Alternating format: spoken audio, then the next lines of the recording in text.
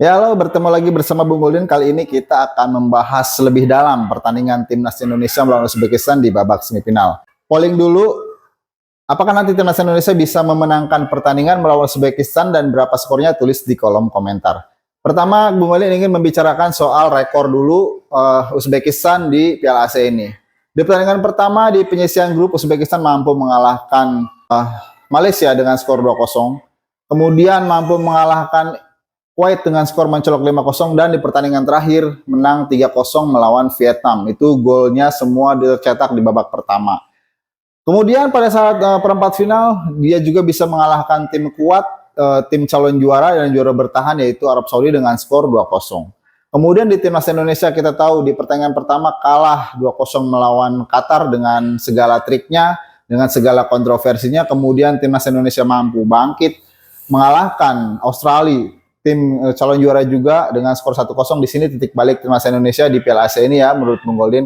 Kemudian di pertandingan yang ketiga krusial juga berhadapan dengan Jordania mampu menang dengan skor mencolok 4-1. Dan di babak perempat final yang notabene Timnas Indonesia tidak diandalkan di Piala Asia ini, masuk grup neraka dan berhadapan di babak perempat final melawan Korea.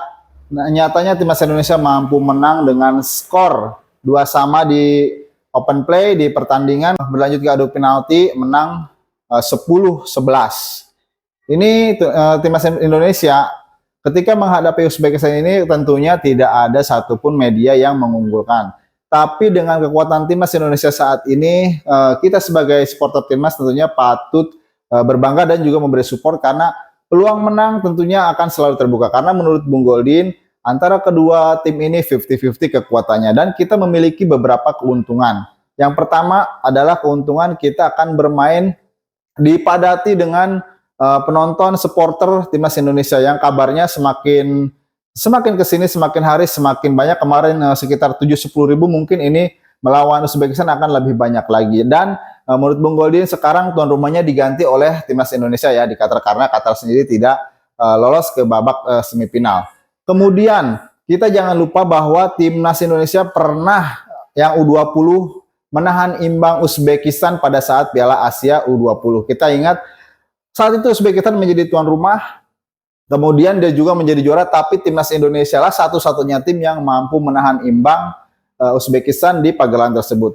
Dan jangan lupa pemain-pemain Timnas Indonesia yang saat ini berada di Qatar membela Timnas U23 ini sebagian adalah pemain-pemain yang membela Timnas Indonesia U20. Katakan saja Hoki Caraka, kemudian Rizky Ridho, ada juga Muhammad Ferrari bahkan bermain di sana. Jadi secara mental Timnas Indonesia ini sudah siap melawan Uzbekistan. Itu sisi positifnya dan dikuatkan lagi oleh statement Sintayong yang mengatakan tidak ada alasan kami untuk melangkah ke babak final.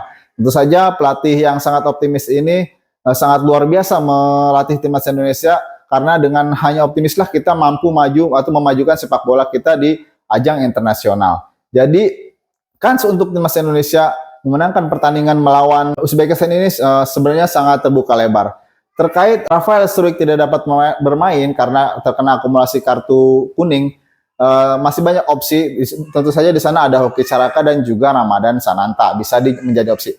Jika Hoki Caraka bermain di menit pertama, kemungkinan nanti di sekitar di menit 60 Ramadan Sananta bisa dijadikan sebagai pemain pengganti untuk menambah daya dobrak Timnas Indonesia. Sebab mungkin Hoki Caraka dimainkan di babak pertama untuk lebih mengacak-ngacak permainan dari permainan belakang Timnas Uzbekistan ya. Dan Uzbekistan ini jangan lupa selama pagelaran ini belum pernah kebobolan sekalipun. Jadi ini patut menjadi catatan untuk Sintayong bagaimana caranya untuk bisa membongkar lini pertahanan Uzbekistan yang sangat kuat.